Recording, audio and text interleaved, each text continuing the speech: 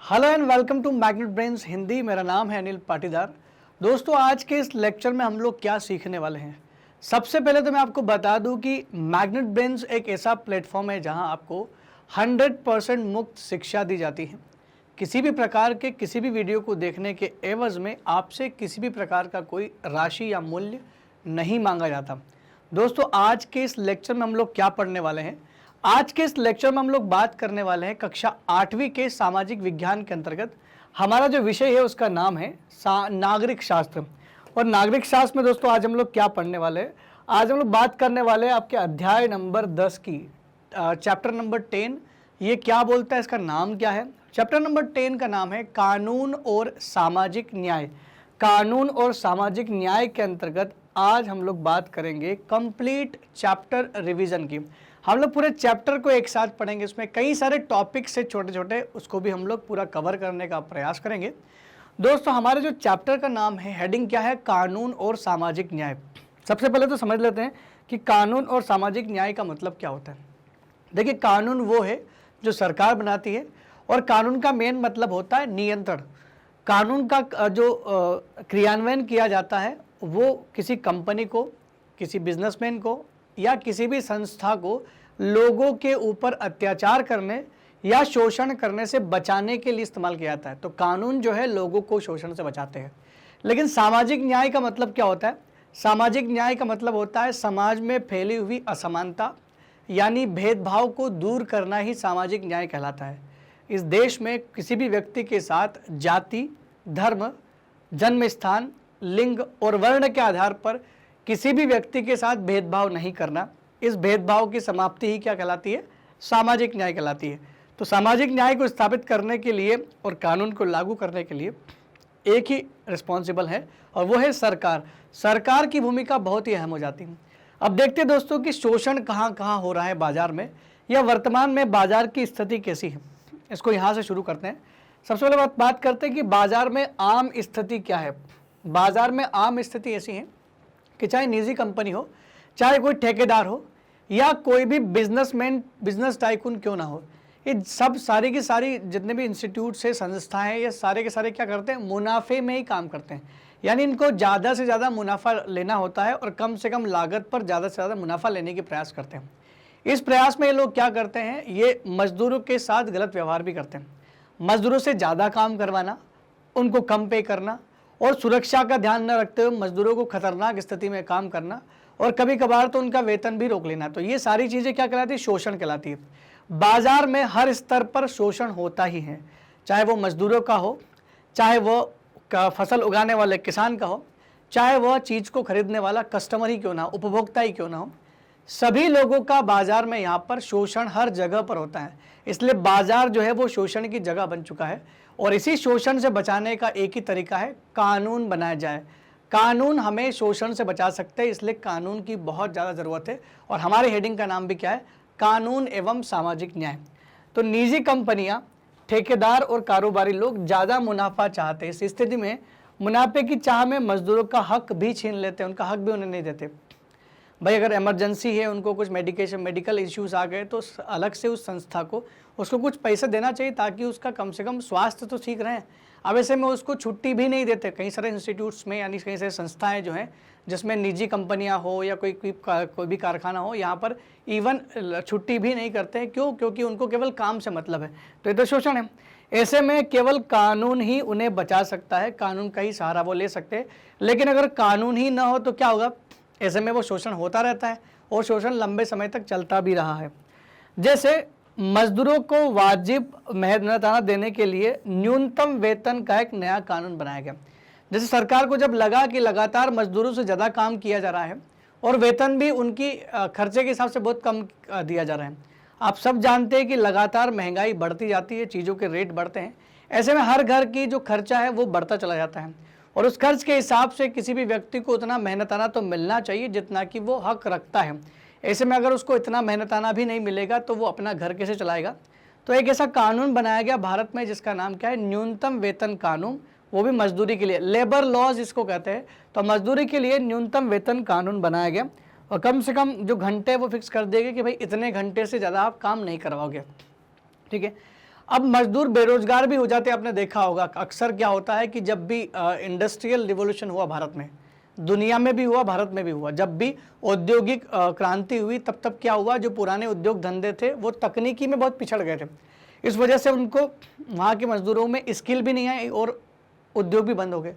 अहमदाबाद में सबसे ज़्यादा कपड़ा मिल थी दोस्तों, लेकिन 1970-80 के 80-90 के दशक में, क्षमा करें, 1980-90 के दशक में क्या हुआ, प्रतिस्पर्धा बहुत ज़्यादा बढ़ गई। मतलब कंपटीशन इतना बढ़ गया कि उन अहमदाबाद की मील से ज़्यादा खतरनाक, और खतरनाक मतलब ज़्यादा अच्छी टेक्नोलॉजी वाली और ज़्यादा एफिशिएंसी वाली, ज़्यादा अच्छा उत्पादन देने वाली मशीनें दूसरे शहरों में आ गई थी। अहमदाबाद की मिलों में इतना बदलाव नहीं हुआ, तो वहाँ के मजदूर क्या हो गए, धीरे धीरे बेरोजगार हो गए। क्यों? क्योंकि ज़्यादातर मिलें क्या हो गई, बंद हो गई। जिस तरह से मजदूरों के लिए न्यूनतम वेतन कानून लाया गया, वैसे ही दो और तबके के लोग थे जिनका शोषण बहुत ज़्यादा हो रहा था। एक था उपभोक्ता और एक था उत्पादक। उत्पादक मतलब जो चीज़ें उगाता है जैसे किसान, और उपभोक्ता मतलब जो चीज़ें खरीदता है जैसे कोई कस्टमर हो। जैसे आप लोग कोई भी चीज़ खरीदते हो तो आप जो भी वो MRP लिखी होती है आपको देना पड़ता है। तो क्या सरकार ने यहाँ पर फिक्स कर दिया कि आप किसी चीज़ की रेट इतनी ज़्यादा नहीं कर सकते हो। अगर मान लो ये पेन ही मुझे बेचना है, इस पेन की मैं कीमत जो रखूँगा उसमें सबसे पहले बताऊँगा तो जो मटेरियल इस्तेमाल किया गया उसमें कितना खर्चा आया, सारी कॉस्टिंग बतानी पड़ेगी, तब जाके मेरी MRP फिक्स होती है। तो कस्टमर के लिए और उपभोक्ता के लिए भी, दोनों के लिए, उत्पादक दोनों के लिए ही यहाँ पर कानून भी बनाए गए हैं। जैसे आपने सुना होगा किसानों को फसल के उचित लाभ के लिए सरकार ने MSP लगा रखा हुआ है, न्यूनतम समर्थन मूल्य, मिनिमम सपोर्ट प्राइस। ये उनको थोड़ा सा जो है सुरक्षा प्रदान करता है कि उनकी फसल चाहे कम हो या ज़्यादा हो, उनको कम से कम इतना रुपया तो मिल ही जाएगा। इन कानूनों के द्वारा मजदूर, उपभोक्ता और उत्पादकों तीनों को शोषण से बचाया गया है। यानी कानून का जो मेन उद्देश्य वो क्या है, लोगों को शोषण से बचाना, खासकर उन लोगों को जिनका ज़्यादा ही शोषण हो रहा है, उपभोक्ता, उत्पादक और मजदूर। ध्यान रखना, इन तीनों का शोषण से बचाने के लिए सरकार ने समय समय पर कानून बनाए हैं। लेकिन क्या कानून बना देना ही काफ़ी होता है? क्या केवल सरकार ने कानून बना दिया तो उससे इनका शोषण होना बंद हो जाएगा? जब तक सरकार कानून को अच्छे तरीके से लागू नहीं करेगी तब तक जो है इस देश में, या किसी भी देश की बात कर लो, वहाँ पर लोगों के साथ हो रहे शोषण से निजात नहीं मिल सकता। तो हमारा जो यहाँ पर जो मेन क्वेश्चन है वो ये है कि क्या ये कानून काफ़ी है लोगों को बचाने के लिए? क्या कानून बना देना ही काफ़ी है? सरकार को कानून लागू करना भी चाहिए और कड़ाई से करना चाहिए, और कानून लागू करने के साथ साथ निगरानी तंत्र भी विकसित करना चाहिए। अफसरों को, अधिकारियों को भेज करके ये तय करना चाहिए कि वाकई में कानून सही तरीके से लागू हो रहा है नहीं हो रहा है। रिपोर्ट आनी चाहिए ग्राउंड लेवल की कि जो कानून लाया गया है उसके फायदे भी हो रहे हैं कि नुकसान हो रहे हैं। तो दोनों चीज़ सरकार के पास प्रतिवर्ष जानी चाहिए। जब भी कोई कानून ताकतवर से कमज़ोर को बचाता है, जब भी सरकार कोई कानून बनाता है जो ताकतवर लोगों से कमज़ोर को बचाता है, तो ऐसे में कानून का महत्व और भी बढ़ जाता है, और ऐसे कानून को तो कड़ाई से लागू करना बहुत ज़रूरी हो जाता है।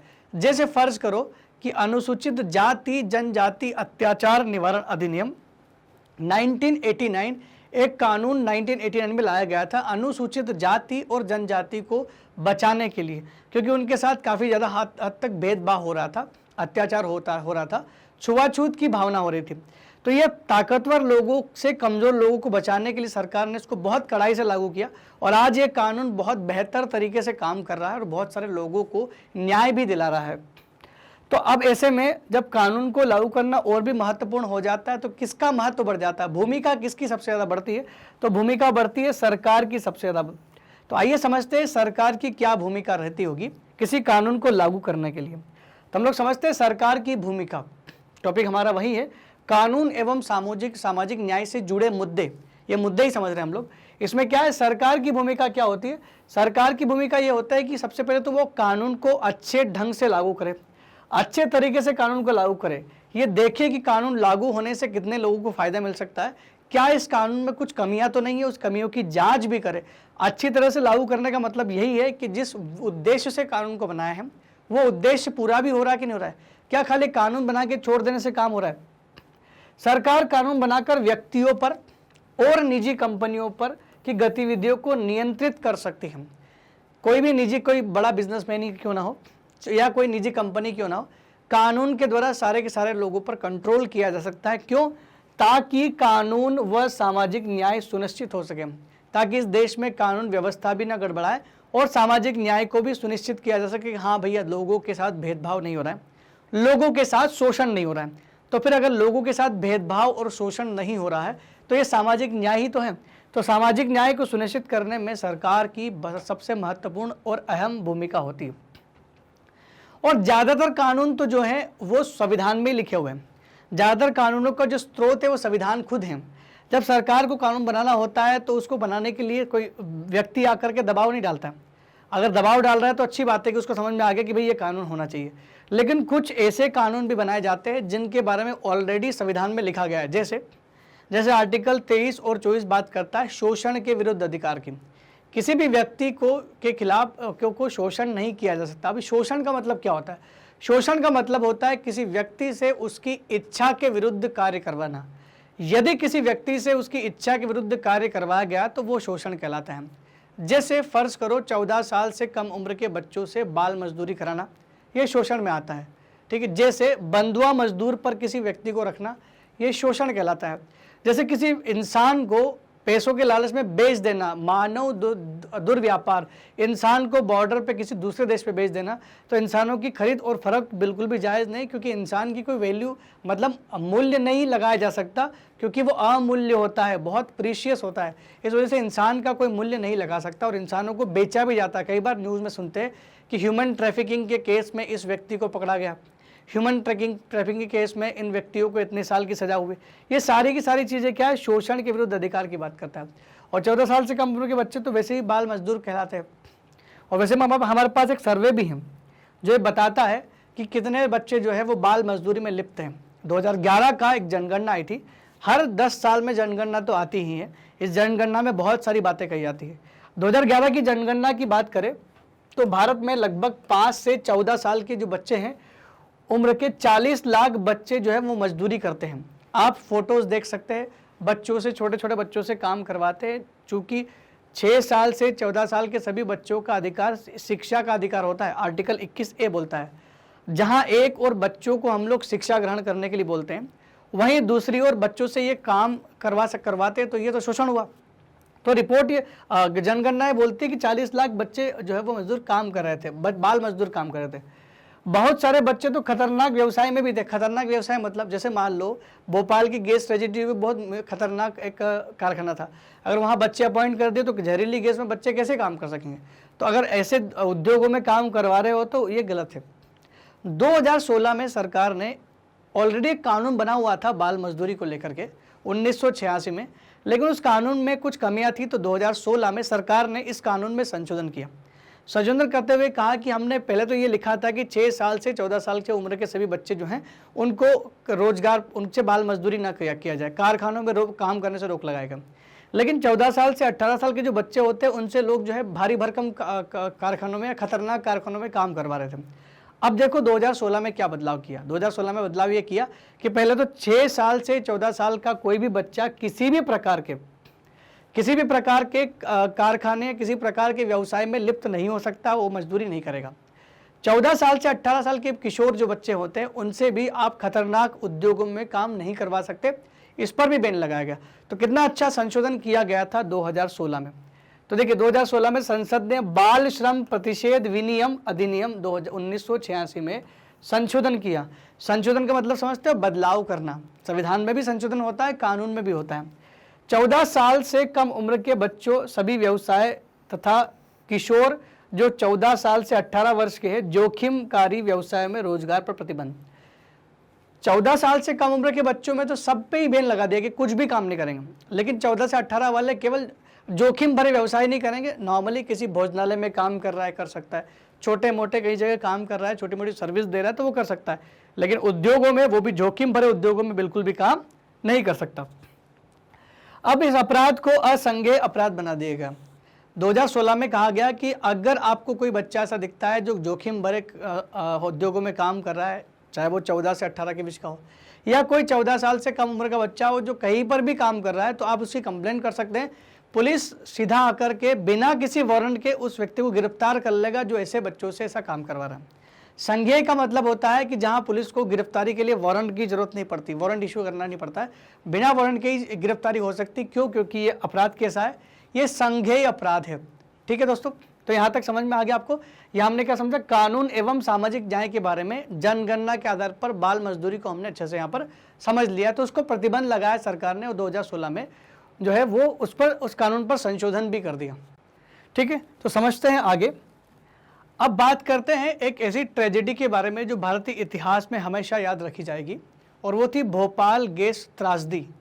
कुछ लोगों ने इसको दुर्घटना का नाम दिया, लेकिन ये दुर्घटना बिल्कुल भी नहीं थी, ये एक ट्रेजेडी थी, त्रासदी थी, क्योंकि दुर्घटना तो एक्सीडेंटली अनफॉर्चुनेटली हो जाती है, लेकिन इस त्रासदी के बारे में जब हम लोग पढ़ेंगे तो लगेगा कि जानबूझकर लापरवाही की गई थी, जिसकी वजह से ये त्रासदी हुई थी। भोपाल गैस ट्रेजेडी के बारे में मैं आपको बता दूं कि भोपाल में एक प्लांट डला हुआ था, एक कारखाना था जिसका नाम था यूनियन कार्बाइड कंपनी। ये यूनियन कार्बाइड कंपनी एक विषैले रसायन बनाने वाली कंपनी थी, जिस रसायन का नाम था मिथाइल आइसोसाइनाइड। 2 दिसंबर 1984 की रात को 2 दिसंबर 1984 की रात को लगभग 2 बजे इस यूनियन कार्बाइड नाम की कंपनी में उस जहरीली गैस मिथाइल आइसोसाइनाइड का रिसाव हो जाता है, और रिसाव जो बेहद जहरीली गैस थी, खाली अगर उसको सांस भी लो तो तुरंत मृत्यु हो जा रही थी। तो इसी जहरीली गैस के रिसाव की वजह से भोपाल में बहुत बड़ी दुर्घटना हो गई, बहुत बड़ी त्रासदी हो गई। तो इस त्रासदी से बहुत सारे लोगों को नुकसान पहुंचा। आइए थोड़ा सा एनालिसिस करते हैं इस त्रासदी के बारे में कि भोपाल गैस ट्रेजेडी में एक्चुअल में हुआ क्या था और कैसे लोगों ने इस परेशानी को सहा है, और बाद में पता चला कि यूनियन कार्बाइड कंपनी में किन चीज़ों का ध्यान नहीं रखा गया था, जिसकी वजह से मजदूरों को और आसपास के रिहायशी इलाकों के लोगों को जान गंवाना पड़ी। एक आप बीती सुन लेते हैं। अजीजा सुल्तान नाम की एक लेडी हैं जो उस समय पीड़ित रही थी उससे, उन्होंने अपनी आप बीती सुनाई। वो कहती है कि तब तकरीबन रात को 12:30 बजे मुझे अपने बच्चों के तेज खांसने की आवाज़ सुनाई दी। जब वो तेजी से खांस रहे थे और जब मैं उन बच्चों के पास उनके कमरे में गई तो पूरा कमरा सफ़ेद धुएं से भरा हुआ था। सफ़ेद धुआं क्या था, वो मिथाइल आइसोसाइनेट गैस का रिसाव के कारण था। सब कह रहे थे, जोर जोर से लोगों के चिल्लाने की आवाज़ आ रही थी कि भागो भागो। इसके बाद मुझे भी खांसी आने लगी और ऐसा लग रहा था जैसे आग में सांस ले रहा हूँ, जैसे किसी आग में सांस लेते, इतना भयंकर घबराहट हो रही थी। आंखें बुरी तरह से जलने लगी थी। अजीजा सुल्तान का फोटो भी आप यहाँ देख सकते हैं। इन्होंने अपनी आप बीती सुनाई थी और बताया कैसे कि किस तरह से हम लोगों ने वो रात बिताई और किस तरह से वो जोखिम हमने उस दिन सहा था। 3 दिन के भीतर ही मात्र 8000 लोगों की मृत्यु हो जाती है। सीधे लोग 8000 लोगों की मृत्यु हो जाती है। लोग गंभीर रूप से घायल हो जाते हैं। इतने लोगों की मृत्यु हो जाती है कि आप देख सकते हैं कि जब दाह संस्कार सामूहिक रूप से किया जा रहा है, बहुत सारे लोगों का दाह संस्कार एक साथ किया जा रहा है, तो आप सोच सकते हो कि उस समय हालात कितने ख़राब होंगे। इसका मतलब हालात इतने ख़राब थे कि जिस व्यक्ति की फैमिली में कोई किसी की डेथ हुई है तो उस व्यक्ति की फैमिली भी ऑलरेडी बीमार पड़ी हुई, वो उसको दाह संस्कार करने के लिए भी सक्षम नहीं है। तो वैसा कुछ माहौल उस समय हो गया था। जहरीली गैस के जो भी संपर्क में आए ज़्यादातर लोग जो थे वो गरीब कामकाजी परिवार से थे, मतलब ज़्यादातर लोग मध्यम वर्गीय या अमीर लोग नहीं थे। वो आसपास जितने भी लोग बसे हुए थे सब गरीब तबके के लोग थे, और ज़्यादा से ज़्यादा नुकसान जो पहुंचा है वो केवल गरीब तबके के लोगों को ही पहुंचा था। उनमें से लगभग 50,000 लोग आज भी इतने बीमार हैं कि उन्हें कई सांस संबंधी बीमारियां हैं, आँख से संबंधित समस्याएं हो रही हैं। तो कुल मिला की बात है कि 50,000 लोग तो ऐसे थे जो संपर्क में आए और उनको आज भी वो जिंदा तो रहें लेकिन बीमारियों के साथ, और बहुत सारे गंभीर विकार जैसे श्वास विकार, आँखों की बीमारियाँ और अन्य समस्याएँ हो गई। और उनके जो आने वाली पीढ़ियां थी, जो बच्चे पैदा हुए थे, उन बच्चों में भी अजीबोगरीब विकृतियां पैदा हो गई। मतलब नॉर्मल बच्चे नहीं पैदा हुए, एब नॉर्मल बच्चे पैदा हुए। अब नॉर्मल बच्चे पैदा हुए इसका मतलब कि आगे आने वाली पीढ़ियां भी दूषित हो गई, प्रदूषित हो गई या प्रभावित हो गई इस कंपनी के उस रसायन की वजह से। दोस्तों जापान में भी ऐसा ही कुछ हुआ था। 1945 में जापान में जब अमेरिका ने नागासाकी और हिरोशिमा पे न्यूक्लियर ब्लास्ट किया था, तो जापान में भी कई पीढ़ियों तक बच्चे जो है विकृति पैदा हुए थे। वैसा का वैसे यहाँ पर भी देखने को मिला कि बहुत सारे लोग जो इसके संपर्क में आए थे वह उनमें भी विकृतियाँ पैदा हो गई, बच्चों में भी विकृतियाँ पैदा हो गई। तो केवल इस गैस ने उस समय मौजूद लोगों को ही प्रभावित नहीं किया बल्कि आगे वाली पीढ़ियों को भी प्रभावित किया। हो सकता है कि वो जो बीमारी है वो लगातार चलती रहे पीढ़ी दर पीढ़ियों। तो सोचो इसका इम्पैक्ट कितना बुरा था। यह तबाही कोई दुर्घटना नहीं थी। मैंने शुरुआत में बोला कि यह तबाही कोई दुर्घटना नहीं थी, यूनियन कार्बाइड कंपनी ने पैसा बचाने के लिए सुरक्षा उपायों को जानबूझकर नज़रअंदाज किया। क्योंकि देखिए क्या होता है, जब भी कोई कंपनी स्टेब्लिश की जाती है तो उसका जो ब्लूप्रिंट बनता होगा, उस ब्लूप्रिंट में हमेशा इस बात का ध्यान रखना है कि यदि मान लो इमरजेंसी हुई तो क्या होगा। मान लो आग लग गई तो फायर एग्जिट सिस्टम होना चाहिए, फायर एक्सटिंग्विशन होना चाहिए, गैस लीकेज होने पर क्या व्यवस्था की जाए, उसकी मॉक ट्रेनिंग होनी चाहिए थी। कुछ भी नहीं करवाया और ना ही वहाँ से मजदूरों को बाहर निकालने का कोई व्यवस्था थी और ना ही जो कंपनी थी वो शहर से दूर थी। सारे सुरक्षा मानकों को यहाँ पर जानबूझकर नज़रअंदाज किया गया। क्यों? क्योंकि पैसा बचाना था उनको। क्योंकि इंडिया में ऐसे कड़े कानून नहीं है कि उद्योगों पर आप दबाव डाल दो। उद्योग धंधे उनको रोजगार और पैसा दे रहे थे, तो सरकार ने भी कोई भारी भरकम कानून नहीं बनाया था। यूएसए में अगर होता तो शायद ये होता ही ना, क्योंकि वहाँ पर कानून कड़े लागू होते हैं। बहुत पहले भी कारखानों में, इसी कारखाने में मिथाइल आइसोसाइनेट जो गैस है, ये बहुत पहले भी एक बार रिलीज आउट हो चुका था, लेकिन बहुत कम मात्रा में, जिसका विरोध वहाँ की मजदूर यूनियन ने भी किया। क्यों? क्योंकि एक मजदूर की मृत्यु भी हो गई थी। उस फोटो को आप यहाँ देख सकते हैं। ये यूनियन कार्बाइड कंपनी के जो मजदूर हैं उनकी रैली निकल रही है, वो सभा कर रहे हैं और इस बात के लिए कर रहे हैं कि भैया रिसाव हुआ है गैस का, और कंपनी भी नहीं सुन रही और सरकार भी नहीं सुन रही दबाव डालने के लिए कि भाई रिसाव हुआ है तो अधिकारी के पहुंच के इसको सील करवाए, जो भी इसका प्रबंधन करवाए। क्योंकि एक मजदूर की मृत्यु केवल उस गैस के लीकेज से हो गई है, तो अगर एक व्यक्ति मृत्यु हो सकती है तो ज़्यादा रिसाव हुआ तो हज़ारों लोग भी मर सकते हैं। इसका मतलब पहले से इस बात का उनको आगाह हो चुका था कि ऐसा हो रहा है, लेकिन फिर भी लापरवाही की गई और यहाँ पर नज़रअंदाज किया गया सुरक्षा उपायों को। यूनियन कार्बाइड कंपनी ही दोषी है, यह सबने मान लिया था और वास्तव में वही दोषी थी। लेकिन कंपनी ने अपनी गलती मानने से इनकार कर दिया, क्योंकि पता था उसको कि अगर मैं गलती मान लूँगा तो सभी लोगों की मृत्यु का जिम्मा मेरे पास आ जाएगा, मुआवजा भी मुझे सबको देना पड़ेगा। लेकिन कानूनी लड़ाई लड़ी गई पीड़ितों की ओर से और सरकार ने यूनियन कार्बाइड कंपनी के खिलाफ दीवानी मुकदमा दायर किया और 1985 में सरकार ने $3 अरब का मुआवजा देने के लिए उस कंपनी को कहा, लेकिन कंपनी ने $3 अरब का मुआवजा देने से मना कर दिया और कंपनी ने कई साल बाद, 4 साल बाद 1989 में 47 करोड़ डॉलर मुआवजे के रूप में पर सहमति दे दी और बाद में वो मुआवजा मिल गया। सोचो, मुआवजा मिलना था 1985 में, लेकिन उसने हाँ कब किया? वो भी 1989 में, वो भी 47 करोड़ डॉलर के लिए, जबकि उनसे $3 अरब मांगे गए थे।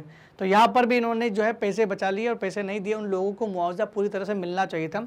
बाकी बाद में जो मुआवजा दिया गया वो सब लोगों में बांट दिया गया और आज भी भोपाल में गैस पीड़ितों को कुछ हद तक सेवाएं प्रदान करती है सरकार, क्योंकि वो घटना का अब का जो भी उन्होंने खोया है उसको तो हम लोग वापस नहीं कर सकते, लेकिन कहीं ना कहीं उनके एवज में उनको कुछ हद तक मदद तो कर ही सकते हैं।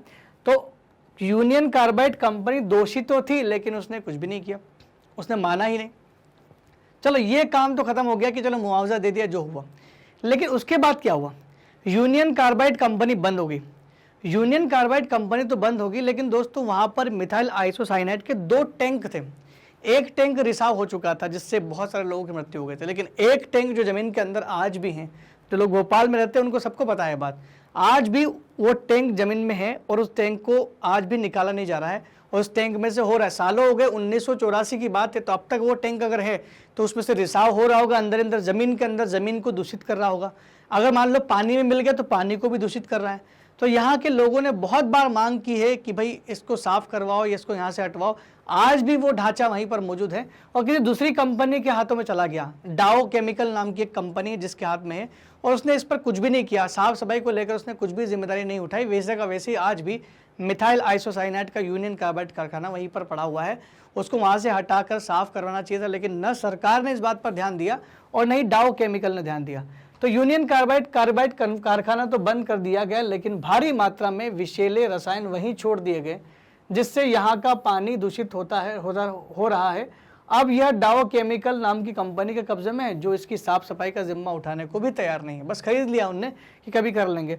लोग न्याय के लिए संघर्ष कर रहे हैं। पीने के साफ पानी, स्वास्थ्य सुविधा और यूनियन कार्बाइड के जहर से ग्रस्त लोगों के लिए रोजगार की मांग कर रहे हैं, नौकरी देने की मांग कर रहे हैं, लेकिन अभी तक उनकी मांगे नहीं मानी जा रही हैं। खासकर सबसे बड़ी बात चिंता का विषय तो यह है कि आज भी वो यूनियन कार्बाइड कंपनी में वो जहरीला पदार्थ मौजूद है। उस जहरीले पदार्थ का डिस्पोजल तो होना ही चाहिए, निस्तारण होना चाहिए। अगर उसको व्यवस्थित रूप से कहीं और नहीं ले जाया गया, खत्म नहीं किया गया, तो हो सकता है कि दुर्घटना को और बढ़ावा दिया जाए। क्यों? क्योंकि यहाँ पर और बड़ी चूक हो रही है। तो लोगों की लगातार यहाँ पर मांग है कि उसको शहर से बाहर कर दिया जाए, उस विषैली गैस को यहाँ से दूर ले जाया जाए। क्यों? क्योंकि वो पानी में मिलकर और दूषित कर रही है। बहुत सारे लोगों को बहुत सारी बीमारियां भी हो सकती है इससे। तो भोपाल गैस ट्रेजेडी खत्म तो होगी, लेकिन अभी भी उसका जहर बाकी है दोस्तों। अब बात करते हैं कि जिस भोपाल गैस ट्रेजेडी में हमको ये लगता है कि मजदूरों के साथ बहुत गलत हुआ। वहाँ के मजदूर के साथ इतना गलत हुआ कि ऐसा लगता है कि मजदूर की जान की तो कोई कीमत ही नहीं है। हमारा जो टॉपिक है इसमें वो उसका नाम क्या है? एक मजदूर की कीमत क्या होती है। एक मजदूर की कीमत क्या होती है? भोपाल गैस ट्रेजेडी में हमने देखा, क्या देखा? अच्छा, भोपाल की गैस दुर्घटना हुई, चलो हुई है, ये मान लिया। लेकिन कभी सोचा है कि क्या कारण है कि एक अमेरिकी कंपनी, जो अमेरिका में काफ़ी ज़्यादा उसको पैसा मिल सकता था, वो अमेरिकी कंपनी भारत में ही क्यों उद्योग लगा रही है? अमेरिकी कंपनी ने भारत में इसलिए उद्योग लगाया क्योंकि हो सकता है कि अमेरिका में कंपनी लगाने के लिए बहुत सारे कड़े कानून हों, या कंपनी लगाने की शर्तें वहाँ पर बहुत ज़्यादा और सरकार और कंपनी मालिक को बहुत ज़्यादा पैसे वहाँ पर लगाने पड़ रहे थे, और साथ ही साथ वहाँ पर जो मजदूर मिलेंगे उनको बहुत ज़्यादा मात्रा में पे करना पड़ता था। ऐसे में उनको लगा कि इंडिया में मजदूर बहुत सस्ते मिलते हैं। क्यों? क्योंकि इंडिया में बेरोजगारों की संख्या बहुत ज़्यादा है, कोई भी व्यक्ति काम करने को तैयार हो जाएगा। ऐसे में ये भी नहीं देखता कि क्या जोखिम है कि नहीं है, और उनसे ज़्यादा कम पैसों में ज़्यादा समय के लिए काम भी करा सकते हैं। सुरक्षा उपाय की भी टेंशन नहीं। क्यों? क्योंकि अमेरिका में आपको रखने पड़ते हैं, पूरे सिस्टम व्यवस्थित रखना पड़ता है, मुआवजा सबकी व्यवस्था होती है। लेकिन यहाँ ऐसा कुछ था नहीं, तो उनको लगा ये बेहतर जगह है अपना मुनाफा कमाने की। तो यूनियन कार्बाइड कंपनी ने कुछ ऐसा ही किया कि वो दूसरे देश की होने के बावजूद भी यहाँ इसलिए लगाए ताकि उसको फ़ायदा मिल जाए और कम से कम दाम में उनको मजदूर मिल जाए। तो भोपाल गैस ट्रेजेडी हुई, परंतु एक अमेरिकी कंपनी ने भारत में कारखाना क्यों खोला, ये सोचने वाली बात है। इसके कई कारण हैं। कारण नंबर 1, अमेरिका के मुकाबले भारत में सस्ते मजदूर मिल जाते हैं, ये सब जानते हैं। भारत में मजदूरों की संख्या वाकई में बहुत ज़्यादा है। मजदूरों को यहाँ कम वेतन तथा अधिक घंटों तक काम करवा सकती है कंपनी। कम वेतन में अधिक घंटे तक शोषण किया जा सकता है, क्योंकि कोई कड़ा कानून उस समय नहीं था। कंपनियां कम लागत पर अधिक मुनाफा प्राप्त करती थी। उनको लागत भी कम लग रही थी, मजदूर को भी कम देना है, और कोई सुरक्षा उपाय भी नहीं करने हैं, मुआवजे की कोई टेंशन ही नहीं है। तो कुल मिला के उनको फायदा ही फायदा था, जैसा यूनियन कार्बाइड कंपनी ने किया। ये इसने जो किया, ये मानव जो ये एक तरह से मानवता नहीं थी, ये अमानवीय व्यवहार था एक तरह का, कि आपकी कंपनी मजदूरों से चल रही है और उसी मजदूर की कीमत आपने समझी नहीं। सुरक्षा उपायों में अनदेखी क्यों की गई? सुरक्षा उपायों में जो अनदेखी यूनियन कार्बाइड कंपनी में की गई थी, वो क्यों की गई थी? उसका कारण था कि लागत में कमी लाने के लिए, खर्चा बचाने के लिए, लागत में कमी लाने के लिए अक्सर सुरक्षा उपायों को नज़रअंदाज किया जाता है कंपनियों के द्वारा, क्योंकि उनको लगता है कि ये फालतू सुरक्षा उपाय, भाई सालों में एक बार ट्रेजेडी होती है, उसके लिए हर साल सुरक्षा उपाय करें तो वो तो गलत है। ऐसे में फालतू पैसा क्यों वेस्ट करें? लेकिन दोस्तों, अगर सुरक्षा उपाय होते तो शायद ये दुर्घटना जो है कम लोगों तक प्रभावित करती। जैसे यूनियन कार्बाइड कंपनी ने सुरक्षा उपायों में बहुत कमी कर दी थी। कैसे कमी कर दी थी? कुछ उदाहरण समझते हैं। 1980 से 84 के समय के बीच में क्या हुआ था, जो MIC प्लांट है, मिथाइल आइसोसाइनेट वाला जो संयंत्र है, जिसमें वो जहरीली गैस भरी हुई थी, तो मिथाइल आइसोसाइनेट नाम के उस संयंत्र में जो कामगार थे, जो काम करने वाले लोग थे, जो खाली यही ध्यान रखते थे कि लीकेज हो रहा है कि नहीं हो रहा है, व्यवस्थित काम चल रहा है कि नहीं चल रहा है, खाली निगरानी के लिए वो लोग रखे गए थे। और पहले उसकी संख्या 12 थी 80 से पहले, लेकिन बाद में घटा करके 6 कर दी कि 6 लोगों का हम लोग पेमेंट क्यों करें, जबकि काम ऑटोमेटिक चल रहा है। खाली मजदूरों को इसलिए पैसा दे कि वहाँ खड़े हुए, तो इसलिए उन्होंने काम संख्या क्या कर दी, 6 कर दी। पहले मजदूरों को सुरक्षा के लिए प्रशिक्षण दिया जाता था कि भाई सेफ्टी फीचर समझो, ये जहरीली कंपनी है, यहाँ काम करना है आपको, तो काम करने के लिए किस चीज़ का ध्यान रखना, मान लो ऐसा हुआ तो क्या करना पड़ेगा, आग लगी तो क्या करना पड़ेगा, लीकेज हुआ तो क्या करना पड़ेगा, बहुत सारी टेक्निकल फॉल्ट आ जाती है। तो सब मजदूरों को प्रशिक्षण दिया जाता है पहले तो, कंपनी में आपको किस तरह से काम करना पड़ेगा। जाहिर सी बात है, अभी आप गवर्नमेंट सर्विस में भी जाओगे, मान लो भविष्य में आपने कोई गवर्नमेंट एग्जाम फाइट कर दी, तो सबसे पहले आपकी ट्रेनिंग होती है 3-4 महीने की। कोई IPS बनता है तो और लंबी ट्रेनिंग होती है, IAS बनता है तो लंबी ट्रेनिंग होती है। इसमें वो सब सिखाते पहले कि आपको कैसे हैंडल करना है। तो यहाँ पर इनके लिए पहले 6 महीने का प्रशिक्षण यूनियन कार्बाइड कंपनी ने रखा था, लेकिन सोचो 6 महीने के प्रशिक्षण को इन्होंने कम करके केवल कितना कर दिया, 15 दिन का प्रशिक्षण कर दिया। अब मुझे बताइए कोई व्यक्ति 6 महीने का काम 15 दिन में कैसे सीख सकता है? अब 6 महीने का काम 15 दिन पर डाल दिया, इसका मतलब साफ साफ है कि उन्होंने 6 महीने की अवधि का जो प्रशिक्षण का पैसा है वो बचा लिया और उन मजदूरों का से सीधा काम कराना शुरू किया। अब मजदूर जो थे वो अनस्किल्ड थे, बिल्कुल भी उनको पता ही नहीं था क्या करना है। रात की शिफ्ट का पद समाप्त कर दिया। पहले रात में शिफ्ट होती थी उस लोगों की, वो ध्यान रखते थे रात भर में कि रात में भले कंपनी बंद है लेकिन हो सकता है लीकेज विकेज तो नहीं हो रहा है, जहरीला पदार्थ है ना, इसलिए रखा गया था। अब उस पद को भी समाप्त कर दिया, ताला लगा घर जाओ, सुबह वापस आना, जो भी होगा वो देखेंगे।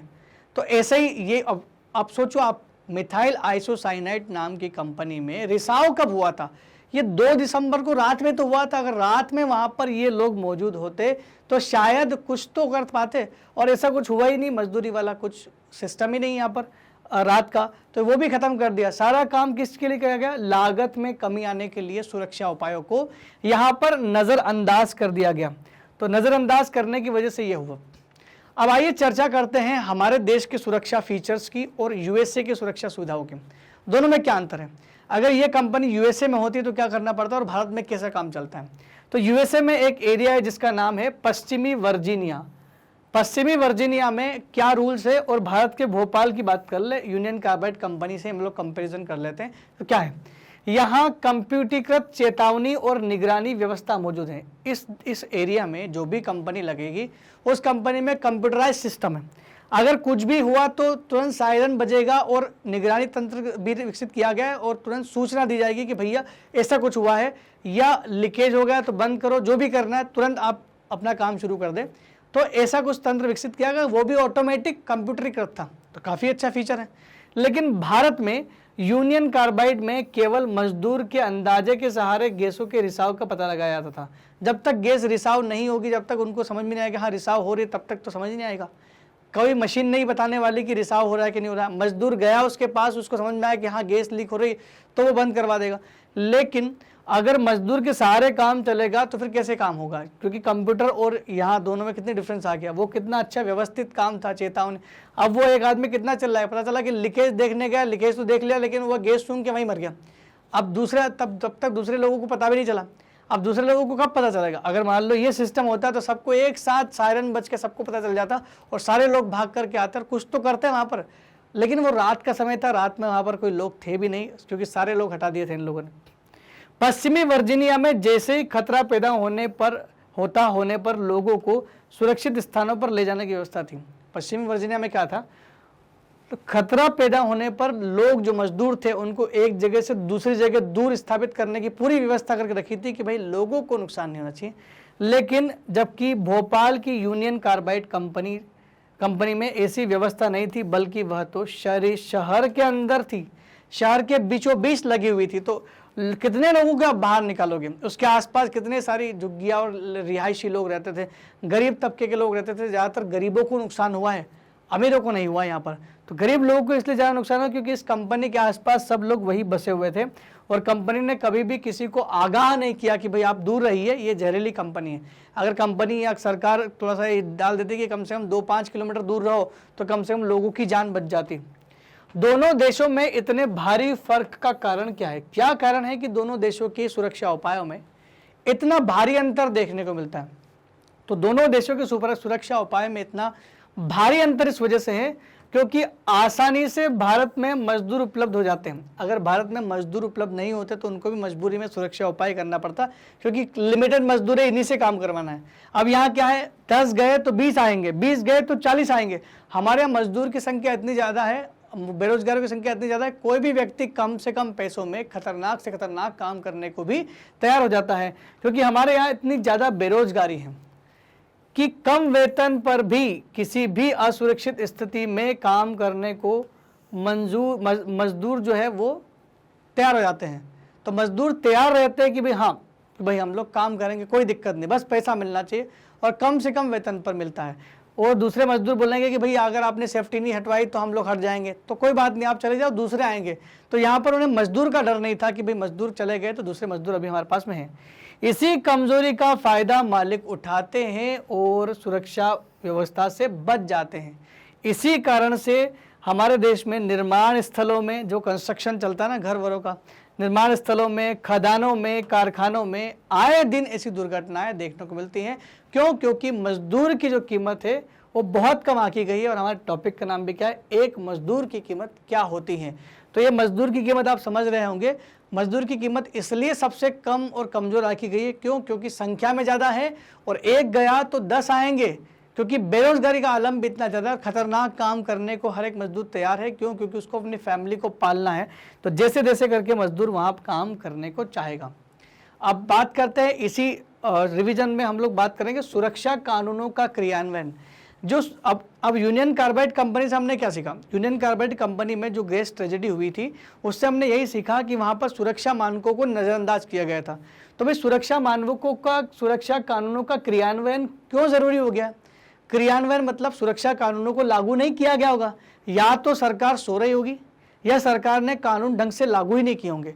तो यूनियन कार्बाइड कंपनी में हमने ये देखा सरकार का क्या रोल है। सरकार का रोल है सुरक्षा कानूनों का क्रियान्वयन। सरकार ही सुरक्षा कानूनों का क्रियान्वयन करेगी। फर्ज करो कि सरकार के दो काम है। क्या काम है? एक काम तो है कि सरकार सुरक्षा कानूनों को लागू करना सुनिश्चित करती है। सुरक्षा कानूनों को लागू कौन करेगी? सरकार खुद करेगी। और साथ ही साथ संविधान का अनुच्छेद 21 का भी उल्लंघन न हो, इस बात का भी ध्यान रखेगी। जीवन जीने का अधिकार, आर्टिकल 21 का उल्लंघन नहीं हो, इस बात का ध्यान भी सरकार रखेगी। और सुरक्षा कानूनों को लागू करना सुनिश्चित करना भी सरकार का काम है, क्योंकि सुरक्षा कानूनों का क्रियान्वयन ही सबसे महत्वपूर्ण बात थी, उस समय नहीं हुआ होगा। तो अगर सरकार की ये दोनों भूमिकाएं हैं और सरकार ने अच्छे से काम किया कि नहीं किया, अगर सरकार ने अच्छे से काम किया होता तो ये दुर्घटना नहीं होती। तो अगर यूनियन कार्बाइड कंपनी में सुरक्षा मानकों की अवहेलना की गई थी, जबकि सुनिश्चित करना सरकार का काम है, जबकि फिर भी यूनियन कार्बाइड कंपनी में ऐसे सुरक्षा मानकों की अवहेलना की गई थी, तब सरकार कहाँ थी? सोचने वाली बात है। क्या सरकार को नहीं पता था, या फिर क्या भारत में सुरक्षा कानून इतने ढीले हैं कि उनको कड़ाई से लागू ही नहीं करवा सकते, या फिर कानूनों को ठीक ढंग से लागू ही नहीं किया गया था 1984 तक? अगर उस समय तक कानूनों को अच्छे ढंग से लागू नहीं किया गया था तो ये सरकार की कमी है, और सरकार ने यहाँ पर कहीं ना कहीं नज़रअंदाज किया है सुरक्षा कानूनों को। कंपनी ने तो किया ही किया है, उसने भी किया था। अब आइए समझते हैं भोपाल के इस गैस दुर्घटना मामले में सरकार की जो भूमिका होनी चाहिए थी वो वास्तव में उन्होंने निभाई कि नहीं निभाई, और सरकार से जुड़े हुए जितने भी आला अधिकारी थे उनकी कंपनी के प्रति क्या जिम्मेदारी बनती थी और उन्होंने क्या किया या नहीं किया, कुछ पॉइंट के माध्यम से समझते हैं। तो सबसे पहले समझते हैं कि क्या सुरक्षा कानूनों को बेहतर तरीके से लागू और निगरानी किया गया कि नहीं किया गया। तो भोपाल गैस दुर्घटना के मामले से समझते हैं। पहला पॉइंट, सरकारी अधिकारी ने इस कारखाने को कभी भी खतरनाक श्रेणी में डाला ही नहीं। अब आप खुद सोचो, जहर से खतरनाक कोई चीज़ हो सकती है क्या? अगर कोई कारखाना जहर बना रहा है, कोई कारखाना मान लो पटाखे बना रहा है, तो पटाखे तो फिर भी इतने लोगों को नुकसान नहीं पहुंचा सकते। मान लो किसी पटाखा कंपनी में आग लग गई तो भी इतने लोग नहीं प्रभावित होंगे, लेकिन एक जहर कंपनी जो सबसे टॉप पे होना चाहिए खतरनाक उद्योगों में, आप जब पटाखा कंपनी को खतरनाक उद्योगों की श्रेणी में रखते हो, उसको शहर से बाहर भेज देते हो, तो फिर इस कंपनी को शहर के भीतर क्यों खोलने का दिया? तो उसका मतलब यह है कि अधिकारियों ने इस कंपनी को जहरीली या खतरनाक श्रेणी में ना डाल करके सामान्य उद्योग की श्रेणी में डाल दिया गया। जो कपड़ा उद्योग होते हैं, जो छोटे मोटे काम चीज़ें बनाने वाले उद्योग होते हैं, उसमें डाल दिया और इसको शहर के घनी आबादी में खोलने के लिए अनुमति दे दी।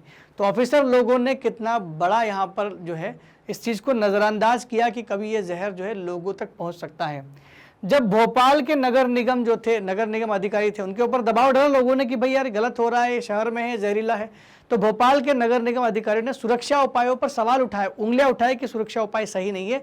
सेंट्रल गवर्नमेंट से अनुरोध है कि इस पर कुछ करे, या सरकार से अनुरोध है कि भाई भोपाल के नगर निगम अधिकारी लिखते हैं कि सरकार को देखना चाहिए कि क्या गलती यहाँ पर हो रही है।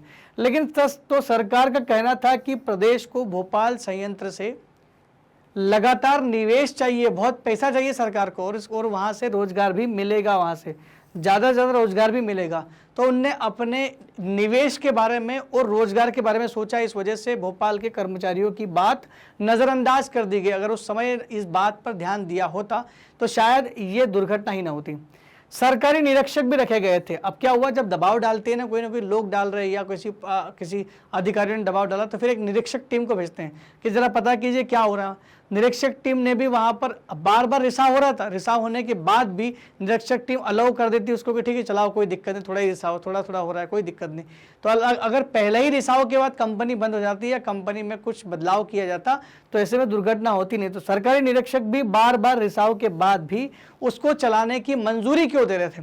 बस इसी मंजूरी की वजह से ये सुरक्षा कानूनों में ये दिक्कत हुई और ढंग से इसको लागू नहीं किया गया। तो आप यहाँ समझ गए होंगे कानून बनाने और लागू करने वाली संस्था की क्या भूमिका होती है। उसकी भूमिका तो यही होती है ना कि सही तरीके से कानून लागू करें। लेकिन इस वाक्य से हमने क्या समझा, इस उपर्युक्त वाक्य से हमने समझा कि कानून बनाने वाले और लागू करने वाले की उपयुक्त मामले के हिसाब से उसकी भूमिका बिल्कुल सही नहीं थी, ये सही तरीके से काम ही नहीं किया उसने।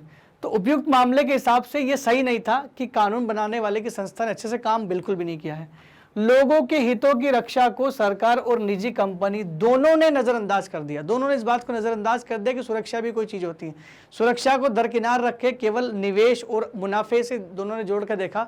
एक को निवेश चाहिए था, एक को मुनाफा चाहिए था, दोनों ने काम करना शुरू किया और किसी की ना सुनी। और जिसको कानून की रक्षा करना चाहिए उसने इस बात को भी नजरअंदाज कर दिया। अब देश में मजदूरों के अधिकारों की रक्षा हेतु सख्त और बेहतर कानून की जरूरत है। अब यानी कब? 1984 के बाद जो हुआ उसके बाद तो हमको यही समझ में आता है कि जो कानून बनाने वाले हैं संस्था, उसकी भूमिका क्या है। उसको अब देश के मजदूरों के लिए रक्षा के हेतु सख्त और बेहतर कानून बनाने की आवश्यकता है। अगर ये सख्त और बेहतर कानून बन जाते हैं तो कहीं ना कहीं क्या है, जो दुर्घटना उस समय हुई थी दोबारा भविष्य में ऐसी कोई दुर्घटना वापस से दोबारा से जन्म न ले। अब दोस्तों बढ़ते हैं हमारे अगले टॉपिक की तरफ। हमारा जो अगला टॉपिक है इस चैप्टर में, उसका नाम है पर्यावरण की रक्षा के लिए नए कानून। पर्यावरण की रक्षा के लिए नए कानून। 1984 तक लोगों को ये पता भी नहीं था कि पर्यावरण दूषित हो रहा है। तब तक तो हम पर्यावरण को ऐसे समझते थे कि हमारा ही ये हमारी प्रॉपर्टी है, जो मर्जी आए वो करो, जितने पेड़ काटना है काटो, जितना प्रदूषण फैलाना फैलाओ। तब तक कोई सोच भी नहीं थे, इवन सरकार ने कोई कानून भी ढंग का बना के नहीं रखा था कि पर्यावरण प्रदूषण को रोका जा सके। जब 1984 में भोपाल गैस ट्रेजेडी हुई तो उससे जहर पर्यावरण में फैल गया और पर्यावरण को बहुत ज़्यादा नुकसान हुआ। इसके चलते सरकार जागरूक हुई। सरकार ने 1986 में पर्यावरण सुरक्षा अधिनियम लागू किया, एनवायरमेंट प्रोटेक्शन एक्ट लागू किया 1986। लेकिन उससे पहले कोई कानून नहीं था। तो 1984 तक की स्थिति क्या है? 1984 में स्थिति ये थी कि पर्यावरण को एक मुफ्त चीज माना जाता था कि मुफ्त की चीज है, इसको क्या है, और किसी भी उद्योग को हवा पानी में प्रदूषण छोड़ने की खुली छूट मिली हुई थी। आप जितना चाहे प्रोडक्शन कर सकते हो, जितना चाहे प्रदूषण करो, प्रोडक्शन भी करो, प्रदूषण भी करो, कोई दिक्कत नहीं। बस हमें तो देश को आगे बढ़ाना है, हमें तो चीज़ें चाहिए, पैसा चाहिए। ऐसा क्यों हुआ था कि हमने ऐसा क्यों माना? क्योंकि बहुत कम कानून थे, लागू करने की व्यवस्था भी बहुत कमजोर थी। न तो कानून थे उस समय और न लागू करने की व्यवस्था थी। भोपाल गैस त्रासदी ने पर्यावरण की ओर सरकार का ध्यान खींचा। तब जाकर के 1986 में 1986 में पर्यावरण संरक्षण अधिनियम बनाया गया। पर्यावरण संरक्षण एनवायरमेंट प्रोटेक्शन एक्ट बनाया गया। पर्यावरण संरक्षण अधिनियम बनाया गया 1986 में। तो ये अधिनियम बनाया गया तब जाकर के। तब तक लोग किसी ने किसी में के बारे में कुछ सोचा भी नहीं था। तो सोचो उस समय स्थिति क्या रही होगी और आज स्थिति क्या होगी। आज तो आपने देखा कि भारत समेत पूरी दुनिया के लोग पर्यावरण को लेकर के कितना जागरूक हो चुके हैं। और आज पर्यावरण दिवस भी हम लोग मनाते हैं, हर साल पर्यावरण दिवस सेलिब्रेट भी करते हैं और लोग पर्यावरण को लेकर के बहुत ज़्यादा जागरूक भी हैं। और अब हम लोग जो है, चाहे मध्यम वर्गीय हो, चाहे गरीब हो, चाहे अपर तबके के लोग हो, सभी लोग पर्यावरण की जो है महत्व को समझने लगे हैं दोस्तों। तो आगे इसको हम लोग देखते हैं कि पर्यावरण की सुरक्षा के लिए नए कानून बनाए गए तो वो किस तरह से काम करते हैं। भोपाल गैस ट्रेजेडी के बाद क्या बदलाव हुए उसको समझते हैं। क्योंकि कहीं ना कहीं भोपाल गैस ट्रेजेडी इतनी बड़ी ट्रेजेडी थी कि सरकार को मजबूर होना पड़ा नए कानून बनाने के लिए। और भारत में ही सबसे अच्छा एक कानून सामने आया जिसका नाम था पर्यावरण संरक्षण अधिनियम। पर्यावरण संरक्षण अधिनियम जो है ये लाया गया 1986 में। पर्यावरण संरक्षण अधिनियम और ये लाया गया आपका कब? 1986 में 1986 में इसको लाया गया, पर्यावरण संरक्षण अधिनियम, जो कि पर्यावरण का प्रदूषण फैलाने के लिए कुछ क्लाउजेस बताता है। तो ऐसा क्या हुआ होगा भाई भोपाल गैस ट्रेजेडी में कि सरकार को मजबूर होना पड़ा? क्योंकि उससे पहले मैंने आपको बताया अभी कि 1984 से पहले क्या हालात थे देश में पर्यावरण को लेकर के, लोगों की सोच, सरकार की सोच क्या थी। पर्यावरण को तब तक मुफ्त की चीज़ माना जाता था और खुली छूट दे के रखी हुई थी उद्योगों को कि आप जितना मर्जी उतना प्रोडक्शन करो, कोई फर्क नहीं पड़ता, पर्यावरण बहुत बड़ा है, छोटे सी चीज़ से खराब नहीं होगा, ऐसा उनका हो सकता है मानना होगा। लेकिन 1986 में सरकार ने पर्यावरण संरक्षण अधिनियम बनाया क्योंकि 1984 में बहुत ज़्यादा मात्रा में जहरीली गैस फैलने से बहुत ज़्यादा पर्यावरण को नुकसान हुआ था। अब आइए बात करते हैं उस कानून की कि कानून में क्या लिखा हुआ है और एक केस की चर्चा भी करेंगे। बहुत ही एक हिस्टोरिकल केस सामने आया था सुप्रीम कोर्ट में, सुभाष कुमार वर्सेस बिहार का। क्या कहा सुप्रीम कोर्ट ने और केस किस चीज़ से रिलेटेड था, इन दोनों चीज़ों की हम लोग बात करते हैं। सबसे पहले समझेंगे कि भाई पर्यावरण की रक्षा के लिए जो नए कानून है वो कब बने, तो उनका जो प्रभाव हुआ, प्रभावित कब प्रभाव में आए, तो भोपाल गैस ट्रेजेडी के बाद प्रभाव में आए वो कानून। भोपाल गैस ट्रेजेडी के बाद भारत सरकार ने पर्यावरण के बारे में नए कानून बनाए, जैसे 1986 का कानून, एनवायरमेंटल प्रोटेक्शन एक्ट। आगे बढ़ते हैं, इसमें क्या कहा गया? इसमें कहा गया कि पर्यावरण को नुकसान पहुंचाने के लिए प्रदूषण फैलाने वाले को ही जिम्मेदार माना जाने लगा। इस कानून में साफ लिखा हुआ है कि पर्यावरण के लिए दोषी वही होगा जो प्रदूषण फैला रहा है, यानी जिस उद्योग से प्रदूषण फैल रहा है दोषी वही होगा, जुर्माना लगाना पड़ेगा उसके ऊपर। ऐसा नहीं कि सरकार जिम्मेदार हो, सरकार कानून बना के उन सभी क्रियाकलापों पर अंकुश लगाएगी जिसके द्वारा पर्यावरण को दूषित किया जा रहा है। ये इसमें कहा गया। इसे औद्योगिक विकास के लिए नष्ट नहीं किया जा सकता। इसे मतलब किसे? पर्यावरण को उद्योगों के विकास के लिए इसे दरकिरार नहीं कर सकते। ये नहीं बोल सकते कि भाई औद्योगिक विकास बहुत जरूरी है। आप सबको पता है कि भारत एक विकासशील देश है और हमें विकसित बनना है। जब भी कोई विकासशील देश विकसित देश की ओर बढ़ता है तो उसे बहुत ज़्यादा प्रोडक्शन करना पड़ता है, रोजगार होने चाहिए, देश की जीडीपी ग्रोथ करना चाहिए। इन सब चीज़ों के लिए हमें उद्योग धंधों को बहुत आगे बढ़ाना पड़ेगा, इंडस्ट्री को बूस्ट करना पड़ेगा। और जब जब इंडस्ट्री बूस्ट होती है कहीं ना कहीं एनवायरनमेंट को यहाँ पर नुकसान होता है।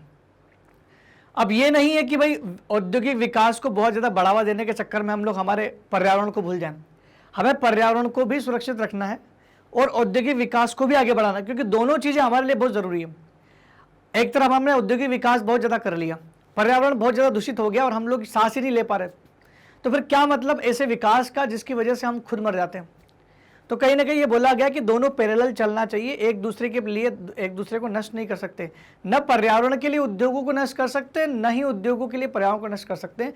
ऐसा कुछ करना पड़ेगा, हमें ऑप्शंस, विकल्प सुझाना पड़ेगा जिसमें दोनों साथ साथ चलें। तो फिर क्यों ना ऐसी टेक्नोलॉजी लाए जिससे धुआं कम निकले। आपने सुना होगा गाड़ियों के बारे में, नई नई जो इंजन्स आ रहे हैं उसमें लिखा होता है भारत स्टेज 6 BS6 मॉडल्स। ये BS6 मॉडल के जो इंजन है बहुत कम मात्रा में स्मोक निकालते हैं, बहुत कम मात्रा में ये धुआं निकालते हैं। तो कम धुआं निकालते हैं तो डेफिनेटली ये तो जाहिर सी बात है कि ये प्रदूषण कम करेंगे। तो प्रदूषण कम करने के लिए सरकार अच्छी टेक्नोलॉजी का इस्तेमाल तो कर सकती है। उद्योग बंद नहीं होंगे, टेक्नोलॉजी चेंज कर सकते हैं, पर्यावरण सुरक्षित रहेगा, पर्यावरण को दूषित नहीं किया जाएगा। अब एक केस आता है जिसकी मैं बात कर रहा था, एक ऐतिहासिक केस था, Subhash Kumar versus Bihar. Subhash Kumar versus Bihar case 1991 में सामने आया, जिसमें सुप्रीम कोर्ट ने काफ़ी अच्छा एक सजेशन दिया, मतलब फैसला सुनाया। यह केस इसलिए रखा गया था क्योंकि लगातार पर्यावरण के दूषित होने से और कारखानों के जो वेस्ट होता है, जो अपशिष्ट होता है, उसके लगातार पानी में बहा देने से हमें एक तो साफ पानी नहीं मिल पा रहा था, और वैसे भी हम लोग अक्सर जो है पानी को गंदा करते थे। पूरी गंगा को हमने जो है बहुत ज़्यादा ख़राब कर दिया था।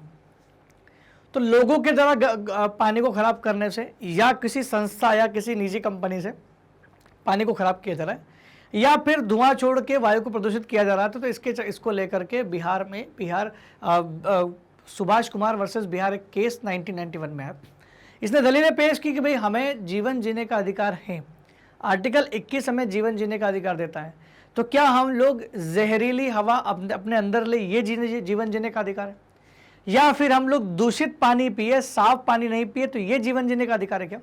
तो 1991 में सुप्रीम कोर्ट ने फैसला देते हुए कहा कि जीवन जीने के अधिकार के अंतर्गत सुरक्षित पर्यावरण का अधिकार भी आता है, कि अगर आपका आर्टिकल 21 बोलता है कि राइट टू लाइफ है, जीवन जीने का अधिकार है, तो उस जीवन जीने के अधिकार के अंतर्गत आपको साफ सुथरे पर्यावरण में रहने का बिल्कुल अधिकार बनता है। अब इसमें उसने दो चीज़ और जोड़ दी कि साफ सुथरे पर्यावरण का मतलब दो चीज़ से है। साफ हवा का अधिकार सबको है, स्वच्छ हवा लेने का अधिकार, क्योंकि अगर मान लो आप खराब हवा ले रहे हो, आपके एरिया में एयर क्वालिटी इंडेक्स बहुत खराब है, आपको पता है ना कि हमारे देश में हर एक सिटी का जो है एयर पॉल्यूशन बहुत ज़्यादा हो चुका है। बहुत सारी सिटी में तो इतना खराब हो चुका है कि सांस लोगे तो हो सकता है कि सांस संबंधी बीमारियां भी हो जाएं। तो एयर क्वालिटी इंडेक्स में पूरी दुनिया में सबसे खराब भारत में ही माना जाता है। तो अगर आपको साफ हवा लेने का अधिकार है तो आपको साफ पानी पीने का अधिकार भी है। तो साफ पानी पीने का और साफ हवा को ग्रहण करने का दोनों चीज़ अधिकार हमें आर्टिकल 21 के अंतर्गत सुप्रीम कोर्ट ने 1991 में सुभाष कुमार वर्सेस बिहार केस में पर्यावरण के अधिकार को जीवन के अधिकार में जोड़ करके प्रदान किए। तो आप समझ गए होंगे कि अधिकार कितना महत्वपूर्ण हो जाता है। तो सुभाष कुमार वर्सेस बिहार केस में स्वस्थ पर्यावरण के अधिकार को अनुच्छेद 21 के अंतर्गत जीवन के अधिकार माना सुप्रीम कोर्ट ने, और इसमें प्रदूषण मुक्त हवा और पानी का अधिकार भी शामिल है। तो भोपाल गैस ट्रेजेडी ने कहीं ना कहीं सरकार को इस बात के लिए मजबूर किया कि अब जो हो रहा था वो नहीं होगा, पर्यावरण को हमें महत्व देना पड़ेगा। पर्यावरण से जुड़े कुछ मुद्दे समझते हैं। दिल्ली का एक मुद्दा है जहां पर अदालत ने काफ़ी अच्छा फैसला दिया। क्या हो रहा था कि दिल्ली के शहर के अंदर ही कुछ उद्योग धंधे चल रहे थे, बहुत पुराने होंगे, हो सकता है कि उस समय शहर इतना बड़ा ना बसा हो, वो पुराने समय से लगे होंगे, लेकिन शहर अब वो काफ़ी घना हो चुका है और वो उद्योग धंधे शहर के बीच में आ गए। अब ऐसे में उद्योग धंधों से खराब मटेरियल भी बाहर निकलेगा, उस उद्योग धंधों से बहुत ज़्यादा मात्रा में धुआं भी निकलेगा, तो कहीं ना कहीं वो प्रदूषण वहाँ पर फैला रहा है। तो दिल्ली की अदालत ने क्या कहा, दिल्ली के रिहायशी इलाकों में स्थित उद्योगों को बंद किया जाए। दिल्ली के जितने भी उद्योग दिल्ली के अंदर हैं और रिहायशी इलाकों में लगे हुए जो धुआं छोड़ रहे हैं, सारे के सारे उद्योग बंद किए जाए और इन सभी उद्योग को शहर से बाहर शिफ्ट किया जाए। तो उद्योगों को शहर से बाहर रखा जाए और जो नए उद्योग हैं उनको तो बिल्कुल भी परमिशन नहीं मिलना चाहिए, ये कुछ कहा। क्या पर्यावरण से जुड़े मुद्दे पर अदालत का इस तरह से इंटरफेयर करना और औद्योगिक विकास में बाधा उत्पन्न करना या उद्योगों को वहां से दूर हटाना क्या समस्या का समाधान हो सकता है? आइए समझते हैं, इस बात को भी समझते हैं। क्योंकि कारखानों से हो क्या रहा था एक्चुअल में, उनका जो दलील थी वो क्या थी, कारखानों की वजह से यमुना दूषित हो रही थी। आपको पता, दिल्ली को सारा पानी जो पीने का प्रोवाइड होता है वो सब यमुना से होता है, और यमुना दिल्ली में इतनी ख़राब हो चुकी है, अगर आप जब दिल्ली ट्रैवल करोगे तो आप देखना यमुना का पानी बहुत ख़राब हो चुका है। इतना ज़्यादा ख़राब हो चुका है कि वहाँ पर हो सकता है कि आप उसको नहाने धोने किसी यूज़ में नहीं कर सकते, इस्तेमाल कर सकते, किसी भी मतलब काम के लिए इस्तेमाल नहीं कर सकते, ऐसा पानी कर दिया है। दिल्ली वासियों की वजह से हुआ है ये, वहाँ के उद्योग धंधों की वजह से हुआ है। तो फिर कहा जा सकता है कि अदालत का फैसला बिल्कुल सही था, उसने इस समस्या का समाधान करने के लिए बिल्कुल सही किया। क्या अदालत का यह फैसला समस्या का समाधान था, या अदालत ने केवल दिल्ली भर के अंदर की समस्या को समाधान किया है, बल्कि परमानेंट उद्योगों की समस्या को समाधान नहीं किया, या परमानेंट पर्यावरण की समस्या का समाधान हो गया क्या? जब एक समाधान मिलता है तो नई समस्या का जन्म हो जाता है। कैसे हो जाता है? जैसे ही अदालत ने उस उद्योग धंधे को बाहर शिफ्ट करवाया दिल्ली से, अब उद्योग धंधा यहाँ पर भी, तो जिस उद्योग को, इंडस्ट्री को बाहर शिफ्ट किया है वो दिल्ली शहर में भी तो धुआं निकाल रही थी ना। अब बाहर शिफ्ट कर देंगे तो क्या वो धुआं नहीं निकालेगी? क्या दिल्ली से बाहर के लोग जो ग्रामीण क्षेत्र में रहते हैं, जहाँ पर आपने उस उद्योग को डाला, क्या वहाँ के लोगों को साफ पर्यावरण का अधिकार नहीं है? क्या ये उद्योग अपने आप वहाँ पर कम प्रदूषण फैलाना शुरू कर देगा? समस्या अब भी वही है, समस्या वही है प्रदूषण की, वो उद्योग प्रदूषण कहीं और फैलाएगा। तो चाहे इंडिया के किसी भी हिस्से में प्रदूषण फैलाए, प्रदूषण तो प्रदूषण होता है। तो दिल्ली की अदालत का यह फैसला जो है, भले ही दिल्ली वासियों के लिए समाधान हो सकता है, लेकिन पर्यावरण की समस्या का समाधान नहीं है, नई समस्या वहाँ पैदा हो जाएगी। अब भी वहाँ पर मजदूरों की सुरक्षा चिंता का विषय है, अब भी वहाँ पर्यावरण चिंता का विषय है। क्योंकि एक बात तो ये, अगर दिल्ली अदालत वहाँ पर उसको शिफ्ट करती है तो फिर वो लोग जो उसमें रोजगार करते थे, जो झुग्गी बस्तियों में बसे हुए दिल्ली शहर के अंदर थे, वो कहाँ जाएंगे? वापस दूर जाएंगे क्या? रेगुलर वो अगर अप एंड डाउन करेंगे तो फिर सोचो उनका कितना खर्चा हो जाएगा। और वैसे भी उनकी आजीविका जो है बहुत नॉमिनल वेज पर चलती है, बहुत कम वेतन पर चलती है। तो अदालत ने समस्या तो हल कर दी, परंतु नई समस्या पैदा हो गई। क्या? कारखाने दूर स्थापित किए गए, अब समस्या इन क्षेत्रों में फैल गई। कारखाने जिन क्षेत्रों में स्थापित किए गए, अब ये समस्या जो प्रदूषण की थी अब उन क्षेत्रों में फैलने लगी है। आज नहीं तो कल, नहीं तो कुछ साल बाद वही माहौल हो जाएगा जो दिल्ली में था। प्रदूषण एवं मजदूरों की सुरक्षा का मुद्दा अब भी वैसा का वैसा ही है जैसा पहले था। तो आपने समस्या का समाधान किया ही नहीं, आपने बस जगह बदल करके वहाँ के लोगों को केवल इतना दे दिया कि बस आप जो है थोड़े दिनों के लिए स्वस्थ रह सकते हैं, बाकी प्रदूषण तो हो रहा है। दूसरी चीज, क्या उद्योगों को बंद कर देंगे तो उससे क्या होगा? पर्यावरण की सुरक्षा का मुद्दा तो बहुत ज़रूरी है, लेकिन क्या लोगों की आजीविका का मुद्दा इंपॉर्टेंट नहीं? क्या मजदूरों के लिए जो वेतन दिया जा रहा है, मजदूरों की मजदूरी का जो मामला है वो सही नहीं है या वो इम्पोर्टेंट नहीं है? तो अब हमने जो यहाँ पर हेडिंग दिया उसका नाम है पर्यावरण की सुरक्षा वर्सेस आजीविका का मामला। अब आजीविका की सुरक्षा जरूरी है या पर्यावरण जरूरी है? दोनों की दोनों जरूरी है। अगर दिल्ली अदालत किसी उद्योग धंधे को बाहर शिफ्ट कर देती है या किसी शहर के लोग जागरूक हो जाते हैं पर्यावरण के प्रति, आजकल मध्यम वर्गीय भी बहुत जागरूक हुए, लगातार लोग ज्ञापन दे रहे हैं, लोग ज्ञापन देते हैं कि शहर में झुग्गी बस्तियों ने शहर का माहौल खराब करके रखा हुआ है, वहाँ पर प्रदूषण फैला हुआ है, साफ सुथरा नहीं रहता, गंदगी रहती है, तो बस्तियों को यहाँ से हटाया जाए। दोस्तों ये मैं अपने मन से नहीं बोल रहा हूँ, ये मैं उस मामले की बात कर रहा हूँ जैसे हमने प्रीवियस चैप्टर में पढ़ा था, आपको अगर याद है तो। ओल्गा टेलिस मामला जो बंबई में आया था, ओल्गा टेलिस मामले में बंबई की झुग्गियों को हटाने संबंधी मामला आया था, लेकिन सुप्रीम कोर्ट ने बीच बचाव करते हुए उसको वही रोक दिया और कहा कि भाई आजीविका का अधिकार मौलिक अधिकार, आप इनसे छीन नहीं सकते।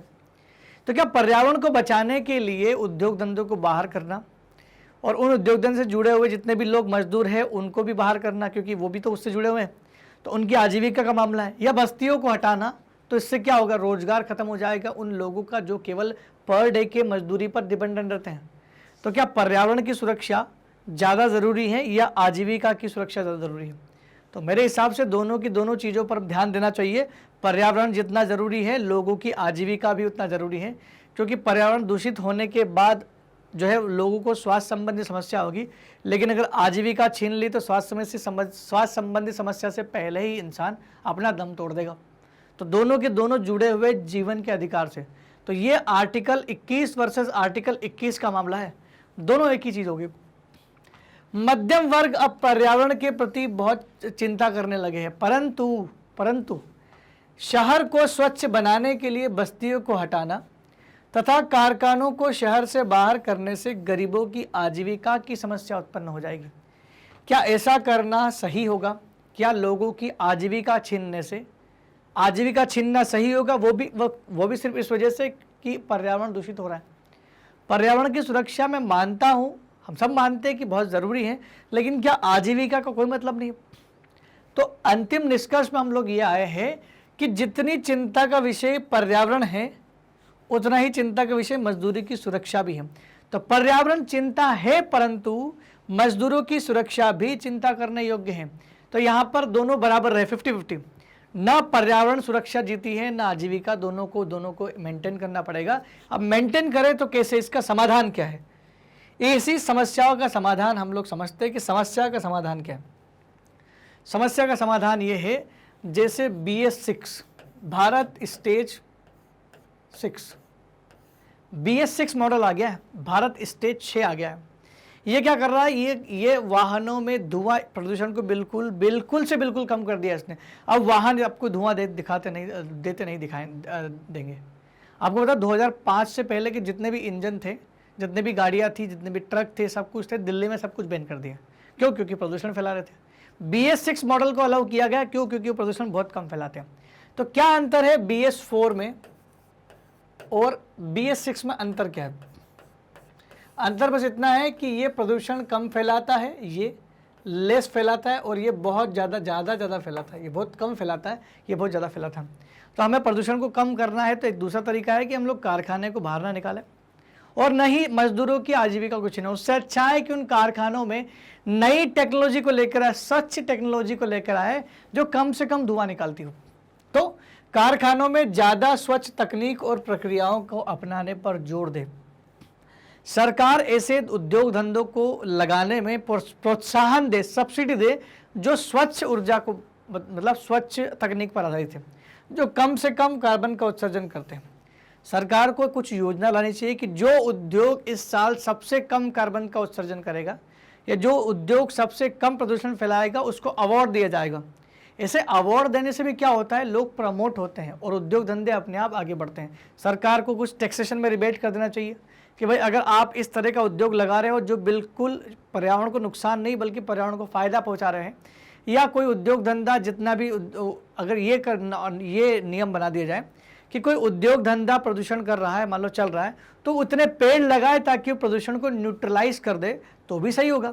तो कुल मिलाकर के कारखानों में ज़्यादा स्वच्छ तकनीक और प्रक्रियाओं को अपनाने पर जोर दिया जाए और सरकार कारखानों को प्रोत्साहन व मदद दे, ऐसे कारखानों को जो स्वच्छ तकनीक पर आधारित है। क्लियर है? प्रदूषण पर जुर्माना लगाया जाए, अगर कोई प्रदूषण ज़्यादा कर रहा है तो जुर्माना लगाया जाए, तथा मजदूरों को सुरक्षित पर्यावरण का अधिकार भी मिलना चाहिए। मजदूरों को सुरक्षित पर्यावरण का अधिकार मिलना ही चाहिए, ये उनका मौलिक अधिकार होना चाहिए कि सुरक्षित पर्यावरण मिले, सुरक्षा चाहिए। क्योंकि यूनियन कार्बाइड कंपनी में मजदूरों की सुरक्षा के साथ जो है बहुत ज़्यादा जो लापरवाही की गई थी, जिसकी वजह से बहुत सारे मजदूरों की वहाँ पर जान चली गई थी। तो पर्यावरण से संबंधित मुद्दे भी आपको समझ में आ गए। इस प्रकार हमारा चैप्टर नंबर 10 का कंप्लीट चैप्टर रिवीजन खत्म हो चुका है। दोस्तों, इस पूरे चैप्टर का निष्कर्ष का एक वीडियो हमने बनाया है, आप चाहे तो पूरे निष्कर्ष को भी देख सकते हैं।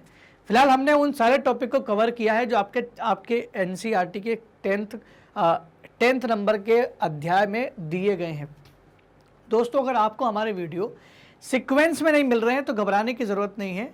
यूट्यूब पर नहीं मिल रहे तो कोई दिक्कत नहीं है, आप जाइए हमारी वेबसाइट पर जिसका नाम है magnetbrains.com। magnetbrains.com आप लोगों के लिए लेकर के आया है India's number 1 100% free online educational platform. ये इंडिया का सबसे महत्वपूर्ण और पूरा 100% फ्री ऑनलाइन एजुकेशनल प्लेटफॉर्म है, जहाँ पर आपको हर एक चीज़ फ्री मिलने वाली है। आपको किसी भी प्रकार का कोई पेमेंट हम लोग यहाँ से नहीं मांगते हैं और कोई भी आपसे किसी वीडियो को देखने के लिए राशि यहाँ से मांग नहीं करता है। तो सब कुछ फ्री है दोस्तों।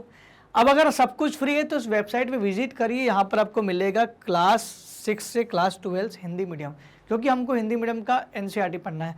तो उसमें अगर आप अपनी क्लास सिलेक्ट कर लोगे, मान लो क्लास 8 सिलेक्ट किया, तो कक्षा 8 के अंदर आप जैसे ही जाओगे आपको कक्षा 8 के सारे टीचर मिल जाएंगे, जो टीचर उसमें हैं। अब आपको करना क्या है, अब आपको ये करना है कि जितने भी सब्जेक्ट है इन सब्जेक्ट के टीचरों के नीचे लिखा हुआ है वॉच नाउ, बस आपको क्लिक करना है इस वॉच नाउ पर। जैसे ही आपने वॉच नाउ पर क्लिक किया आप उस टीचर के सब्जेक्ट के अंदर चले जाएंगे और जो आप सब्जेक्ट पढ़ना चाहते हैं उसका डिस्क्रिप्शन यहाँ मिल जाएगा, वॉच ऑल वीडियोस। यहाँ देखिए ना, चैप्टर नंबर 1 2 3 4 सारे चैप्टर दिए गए और नीचे भी दिए गए। ये आपके नागरिक शास्त्र के विषय हैं जो हम लोग अभी पढ़ रहे हैं, उनके चैप्टर है, उनके अध्याय है जो अभी हम लोग पढ़ रहे हैं। अब देखिए यहाँ से करना क्या, बस आपको क्लिक करना है, चैप्टर नंबर 1 क्लिक किया, जैसे ही क्लिक किया आपका वीडियो हो गया शुरू। अब आप इस वीडियो को देख करके अपने नोट्स बना सकते हैं, अच्छे से रोक के आराम से पढ़िए, इसको समझिए, क्वेश्चन को सॉल्व करिए। तो दोस्तों, आपकी समस्या का समाधान तो यहाँ है।